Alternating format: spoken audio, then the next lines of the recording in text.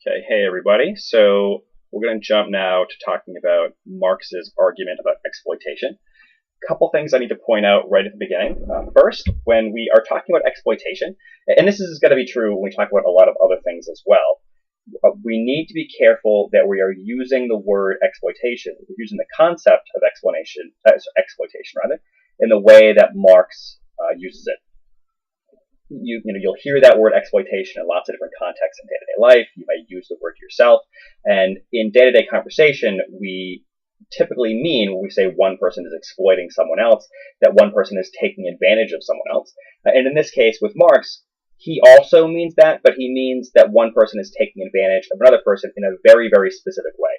So you need to be aware that he's not just talking about just taking advantage of someone. He's talking about taking advantage of someone in a very, very specific way. So when you're taking the exam, when you're talking about Marx, you need to keep that in mind.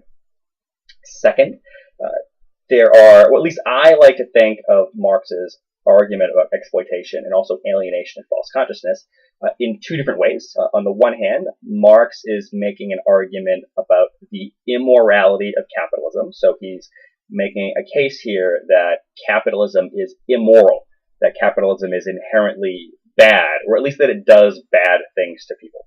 So this is less scientific. It's less about him trying to predict what's going to happen in the world and describing how the world works, and more his personal opinion. He wouldn't think of it as a personal opinion, but I would call it that. His moral judgment of the system of capitalism.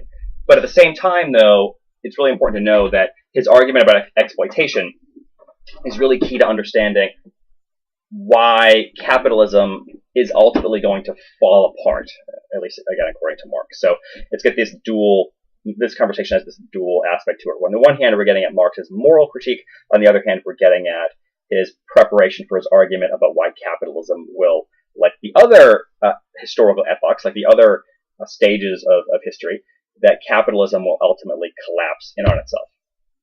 So our starting point here needs to be the wage, or really the duality of the wage. So that's not a phrase that we're really used to hearing, but all that means is that Marx is making the case here that the wage has two components to it, that it's two different things at the same time. And really, it's two different things to different kinds of people, or the wage is different things to different kinds of people, rather. So if you are a member of the proletariat, which most of us are, and you are a worker, which most of us are, you're probably used to thinking of the wage in these terms over here, if you can follow my cursor. You're used to thinking of the wage from the perspective of the earner. And from the perspective of the earner, the person receiving the wage provides you with the monetary access to the means of life, which is a really overly complicated, really kind of pretentious way of saying that the wage allows you to access the things that you need to survive. So it allows you to purchase food and shelter and clothing. It allows you to pay your heat and water bill. It also allows you to buy other sort of luxury goods if you can afford them. But regardless of what it is, it at its heart provides you with a way to survive in the capitalist world, because you can't provide for yourself any other way, or at least very few of us can. So for me, for instance, the only way that I can survive is to earn money so that I can buy food at the grocery store. I do not have the skills to survive on my own. I wasn't raised with them. I wasn't trained to hunt. I wasn't trained to make clothing or to build shelter. I don't have those skills. So this gets us back to the point we talked about in class, where Marx makes the case where we are really only formally free. I could decide, for instance, right now to never work again, but then I would like access to the means of life. So in reality, I really don't have much choice except to continue selling my labor. All right, so from the perspective of the earner, the wage provides the monetary access to the means of life. But for the payer, the bourgeoisie, the wage is a cost of production. It's something you have to pay workers in order to gain their labor. So just like if you are a business owner and you need to buy raw materials like steel, for instance, if you're producing cars, you also need to pay for labor. You need to give people money to work for you. And so it's a cost of production. And what we're going to see later on is that this split is going to produce a lot of tension that is going to contribute to the ultimate destruction of capitalism. Because we have the earners on one hand who really want access to the means of life because it's obvious they want to live and live better. But on the other hand, you have the payer who wants to minimize the cost of production, and if payers don't do that, then they go out of business. So there's just a lot of potential for conflict here, and so we'll see that come up a bit later. But we're going to turn our focus now to this question then of what determines the wage. In other words, what determines the exchange value of labor? And we're not used to thinking of labor this way. We're not usually used to thinking of our own capacity to work in this way. But from Marx's perspective, your capacity to labor is a commodity. It's something that you are selling. And it's no different than any other commodity. So if you remember from our discussion of exchange value can take any two commodities, or any three, or any four, or every commodity in existence, and it can make them fundamentally equivalent to each other.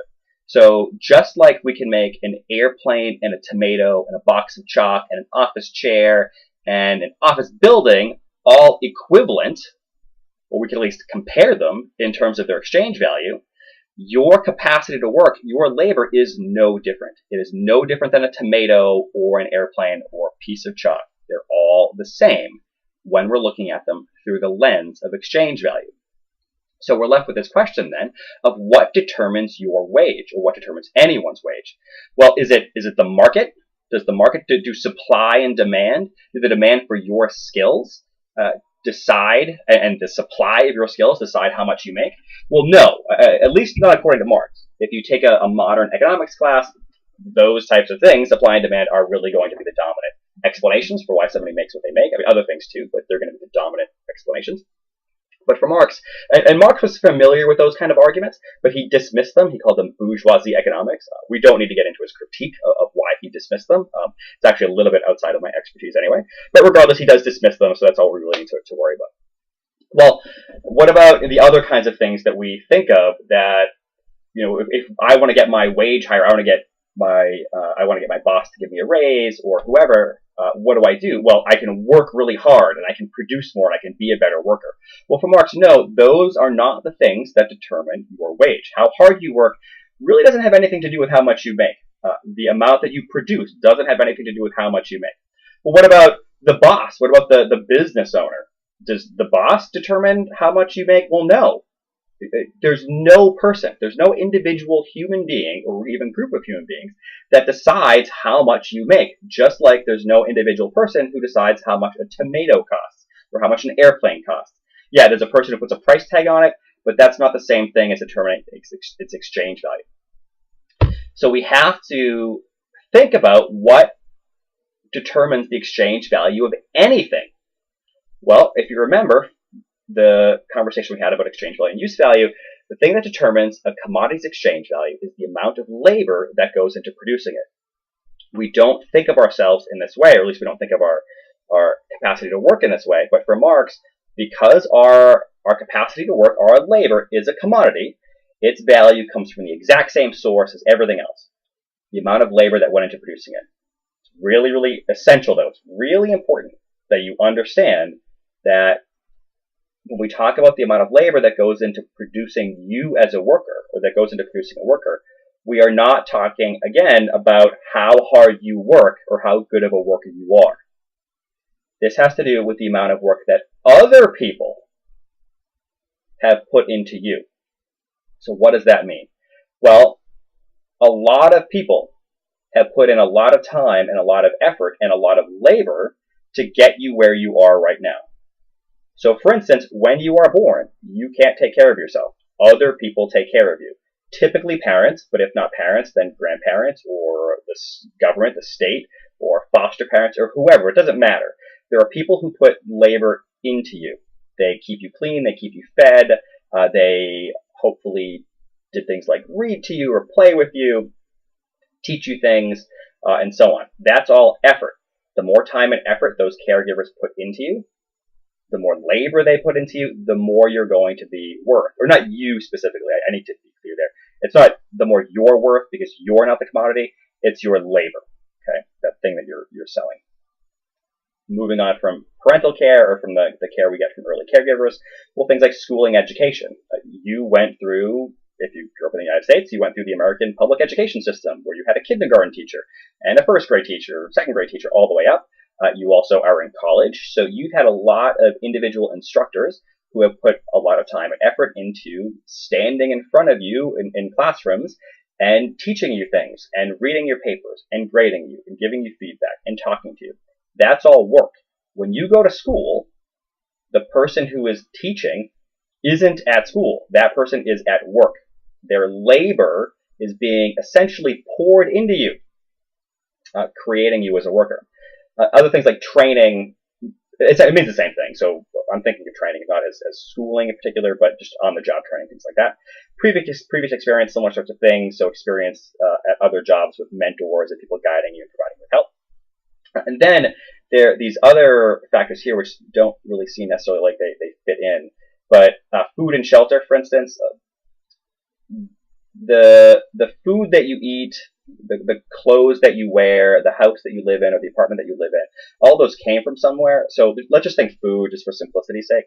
In order to get you food, provided you're not hunting it yourself, in order to get you food, there have to be farmers who grow that food. There have to be people who take the food and load it up into trucks. There have to be people who drive the trucks. There are people who unload the trucks. There are people who work at the grocery store selling you things. All of those people's labor is going into producing you and maintaining you. Again, we don't think of it that way, but you can't survive on your own outside of capitalism, probably. At least I can't. Most of us can't. So you take their labor away, you go away too, so their labor is counted here. And then finally, we have reproduction.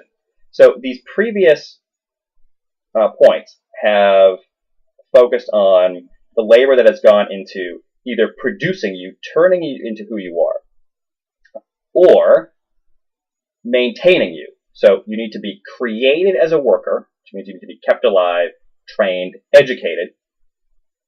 You also need to be maintained as a worker. You need to continue to eat. You need to continue to be sheltered, and so on.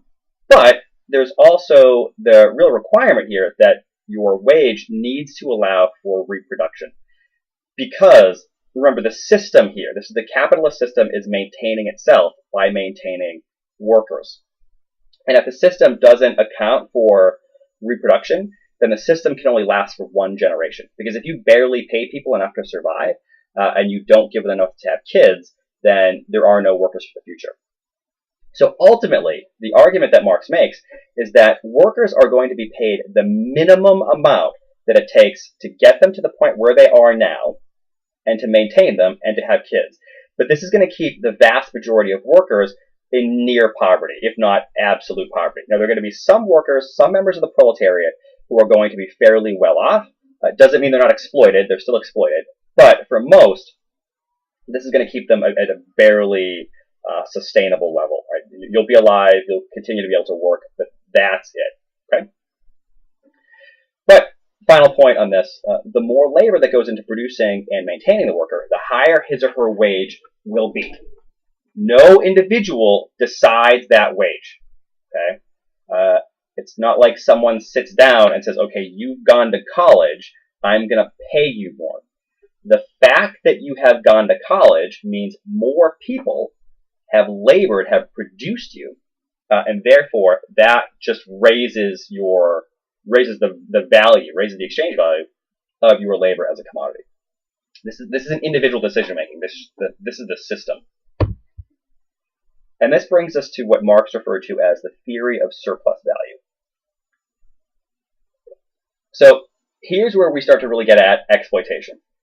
So actually, this is really where we get to exploitation.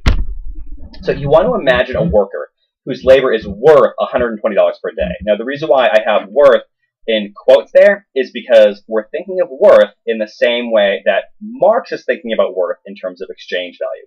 So if we're thinking about a person whose labor is worth $120 per day, we're saying that, okay, this person's labor requires $120 per day in order to maintain that person, provide for food, shelter, reproduction, all that stuff, and also to account for all the training and all the education, all the care, and all the labor that went into that person beforehand.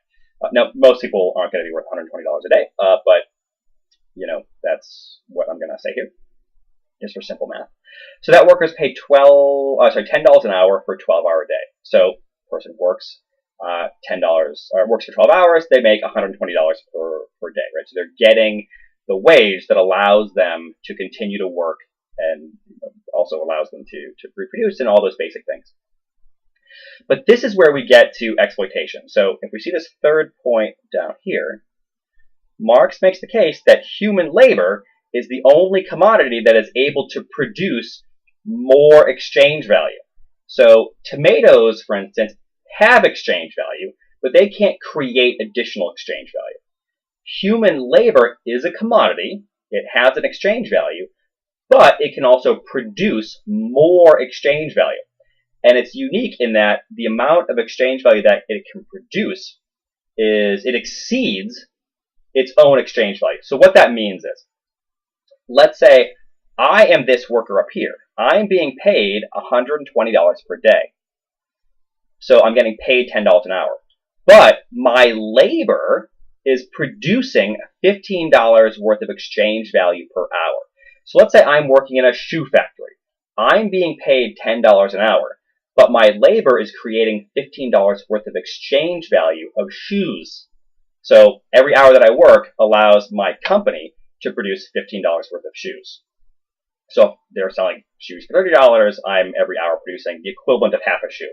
I'm not making any entire shoe. I'm going to be probably working on an assembly line with lots of other people who are making shoes. But still, my labor is contributing $15 worth of exchange value. It's kind of a weird thing to think about, but that's the argument.